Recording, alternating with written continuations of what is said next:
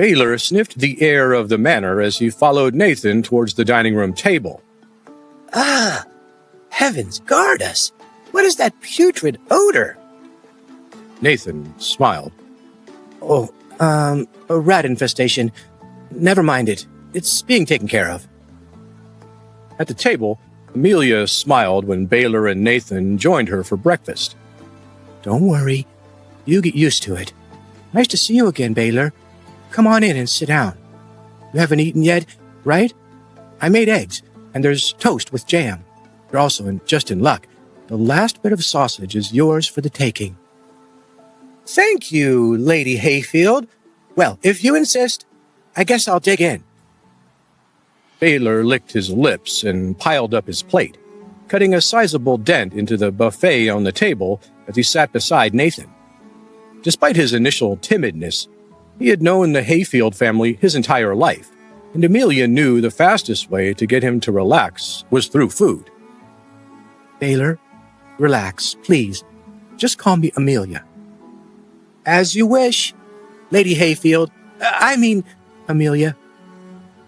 Amelia laughed and enjoyed her younger brother's friend's silly mannerisms as he quickly made himself a sausage sandwich full of eggs, jam, and a few other things that Nathan thought should never go together. The Hayfields would forever support Baylor because they all knew that he had stood up for Nathan at the academy. Baylor had even left the academy with Nathan, which wasn't something just anyone would do, and so even Ulrich respected him for that. Nathan found Baylor's eating habits both disgusting and inspiring at the same time. He tried his best not to show his fascination as he prodded his friend to explain his visit. Good sandwich there, Baylor? Baylor nodded as he munched on a face full of food. Mm-hmm. So, what's really going on with you? Why the sullen mood outside? Finally, Baylor swallowed and sighed. Let me tell you, the moment my old man heard that I left the academy, he started giving me grief. I know he saved up a lot to send me there, but still, I had to do the right thing. He gets why I left, but unlike you, that whole affair didn't make me famous. Anytime I am mentioned in the story, I'm just an afterthought, the butt of a joke. Now the Graham name is a laughingstock, and Father's trade partners made fun of him. So yesterday, he got so mad he forced me to sit by the family crypt all night long and apologize to my ancestors. Baylor drowned out his woes by stuffing his face with his sandwich as Nathan pondered his friend's words. So, why come to me? Baylor stopped stress eating and set down his food. He abruptly knelt before his friend, surprising both Amelia and Nathan in the process. Nathan, you're the strongest kid I know. If anyone can teach me how to fend for myself, it's you. I hate to do this, but I'll beg you if I have to. Please train me so I can grow tough like you. My heart is set on the way of the warrior, so I'll do whatever it takes to regain my family's honor. Nathan's mind fought with itself on this issue. On the one hand, I don't want to implicate Baylor any further. If the Clays find out, they'll punish him for it. On the other hand, Baylor wouldn't be able to fend for himself if they did come for him.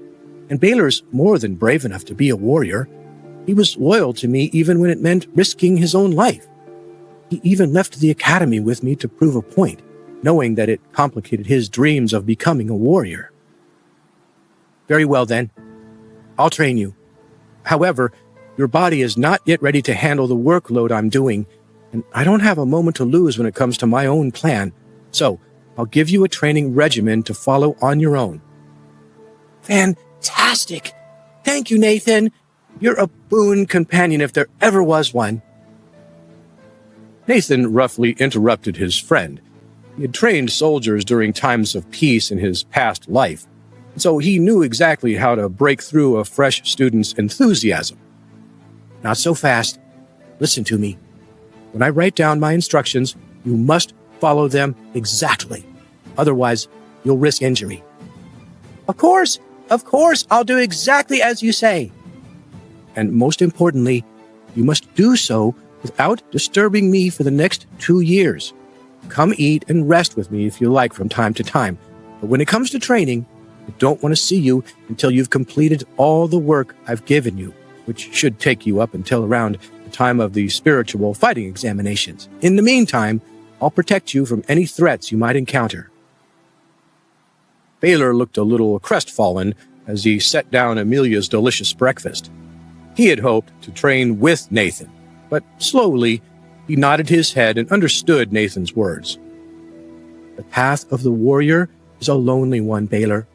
It's not to be traveled lightly, but if you do as I say, you will certainly regain your family's honor and then some.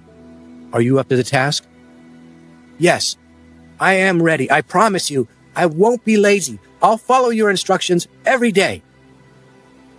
Nathan smiled and started to stand when Amelia came around his shoulder and handed him a quill, ink, and a bit of paper. She had, of course, been listening. "Here, use this." "Thank you, sister."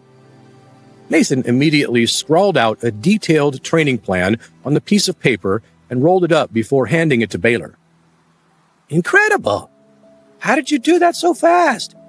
Do you have training exercises committed to memory?" "Hundreds of them. Yes, and through blood, sweat, and tears, you will commit them to your mind as well." Baylor's face paled as he unrolled the paper and looked at the plan for his first day.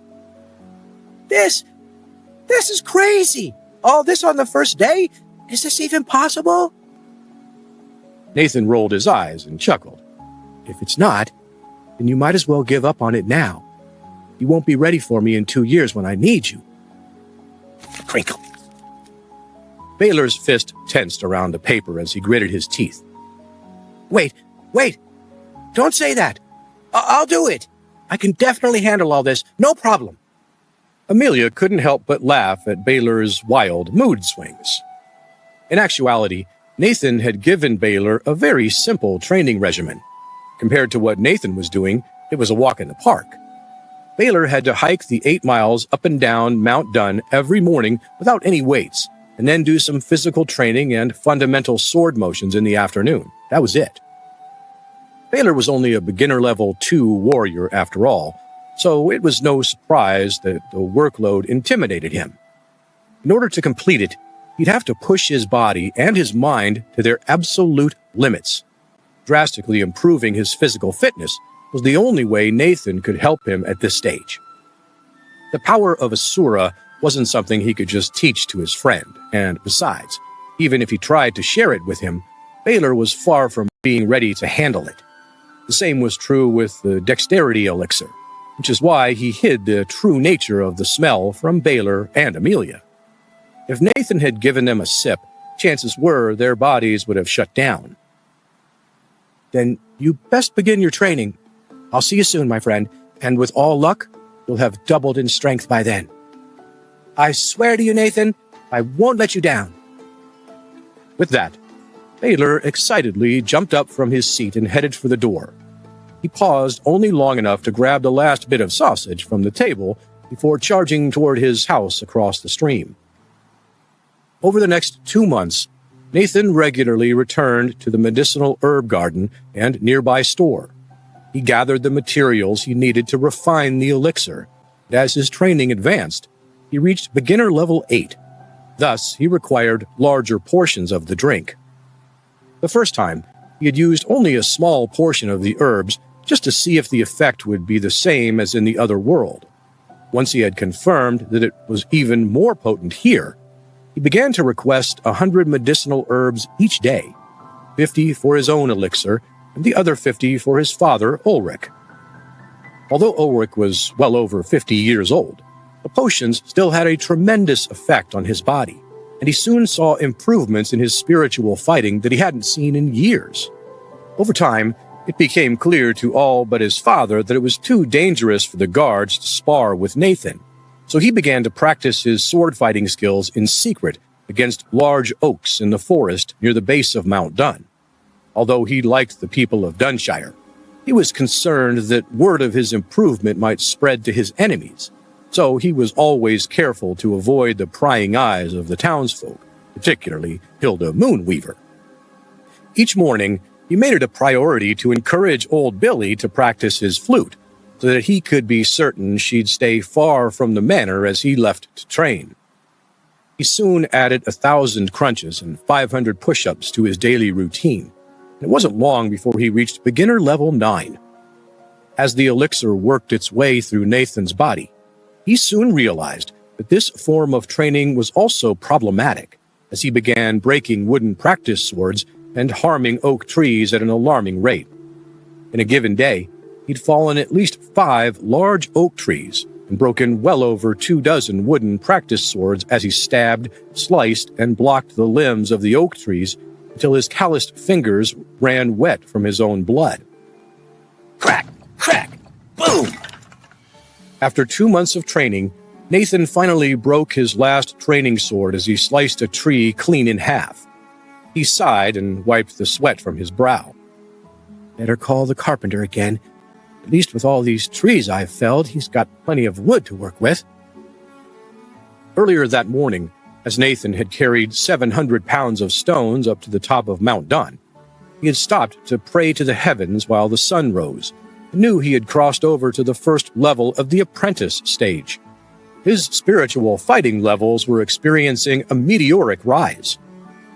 Nathan thanked the heavens that his soul had remembered how to concoct such a powerful, supportive potion, as he knew that had more than a little to do with his progress. He picked up the broken training sword and headed back toward the manor. Finally, the first level of the Apprentice Stage. House Clay and House Raven won't know what hit them. As Nathan arrived back at the manor, he hid behind a corner and listened in as he found his father in the midst of a conversation with fidgety old Torrin Lillyford, who seemed particularly disturbed today. Torrin had grown weary of Nathan's constant need for hundreds of medicinal herbs from the garden for the past 2 months, and was concerned that it was eating away at a significant chunk of the Hayfield family's medicinal store profits. Torrin, who had worked for Ulrich for years, tried to suppress his fury. I understand young Master Nathan needs these herbs for some little project of his, but does he really need so many of them? Our stockpiles are being depleted, and profits this month are down, worse than last month. I just don't see how we can go on like this. Ulrich chuckled and calmed the man. Torrin, please sit down. Have a flagon of wine. Don't you trust my judgment on this? Torrin reluctantly sat as his lord bid him, but he did not sip the wine he was offered. It's not a matter of trust in your lordship. It's a matter of numbers. When I think of your late father, I can't imagine he would approve of. But that's just it, Torrin. I am not my father, and the losses to my personal account on the ledger, Nathan's project, as you say, is perhaps the most valuable potion I've ever used. At Ulrich's words, Torrin sighed and reluctantly nodded his head. As you say, your lordship, it will be as you command. Torrin knew that even if he disagreed, there was no point in going against Ulrich. After all, the Hayfields had been a steadfast family all his life. Ulrich smiled and encouraged Torrin to drink the wine. As the fidgety man drank, Ulrich thought how silly Torrin would feel if he understood how truly powerful Nathan's Dexterity Elixir was. Over the past 2 months, Ulrich had broken through in his spiritual fighting skills to become a level 7 apprentice. If he could continue to make progress, he was certain he could eventually reach the first level of the Master Stage, and thus rival Lord Byram Clay's spiritual fighting strength. Ah, Nathan. Glad to see you back. Torrin turned to smile at Nathan as he made his presence known. Good young master. It's a pleasure to see you. The pleasure is mine, Torrin. And one quick thing. I believe I shall require 150 herbs each day from here on out, if that isn't too much trouble. No, not at all, Master Hayfield. I shall go prepare them at once. I bid you both a pleasant evening. Nathan and Ulrich couldn't help but share amused looks as the old man struggled to stay composed as he left. Ulrich smiled as his son sat down beside him, He had a good feeling in his heart that in less than 2 years, Nathan would crush the spiritual fighting examination that all warrior students of Godric's land were required to participate in. Nathan's progress is anything like mine, he'll put on a great show. But Ulrich had no idea just how jaw-dropping his son's performance was about to be.